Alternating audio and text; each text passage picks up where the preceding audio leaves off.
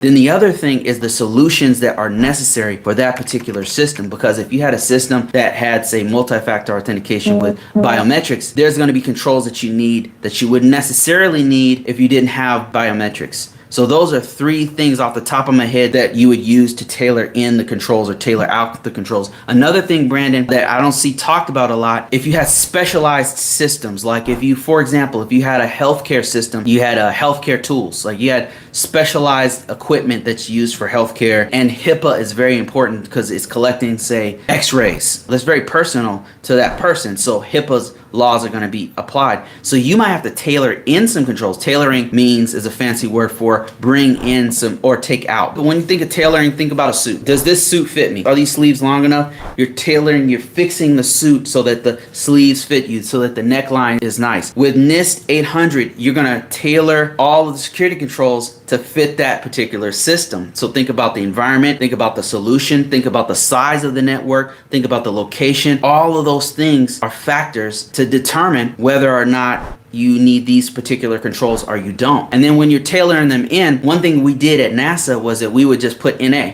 Like if we had a system that had no wireless, we'd put NA on that particular group of controls that pertain to wireless. Or if it had no remote access in or out, we'd say NA, not applicable to this particular system because we don't allow wireless here. My system is used for data backup. Okay, so if you had a system for data backup, and let's say if it was an alternate system, it's an alternate site and it's only used for backups, you don't need wireless. Nobody's remotely accessing it. Maybe, I'm not sure, what you're going on with your system. Anything that's not relevant to that system, you tailor those out. And so when you were going down the list, you just put not applicable. That's what we would do at NASA. Like we'd say, okay, this doesn't apply and here's why. And then sometimes you'd put NA, like if you were in EMAS, like if you're putting all this information in, it's a GRC system that documents all the controls. There's other types of GRC systems such as Exact and RSA Archer, and it's basically a database where you collect all the security controls. So that's what EMAS is. So anyway, if you're putting all this stuff in there, we would put NA, not applicable. I use EMAS. Okay, so you put not applicable in there, and then you explain why. It's a backup system, and there's no remote access to this particular system. Like let's say you were doing AC17, which I think is remote, if memory serves, it's remote access. We don't remotely access this system. It's a backup system. All remote access is done on the system that's in the front. You would just explain to put not applicable and here's why. And then when, say, the upper management sees it, management or whoever is going to review your stuff, maybe you have a security control assessor, they see it, they would be like, okay, I see why this is not applicable, right? Or they might say, no, this is applicable because X, Y, and Z. And then you can go back and forth and say, well, okay, how do we word this then? Wordsmith to say wireless is not used on this as a backup system.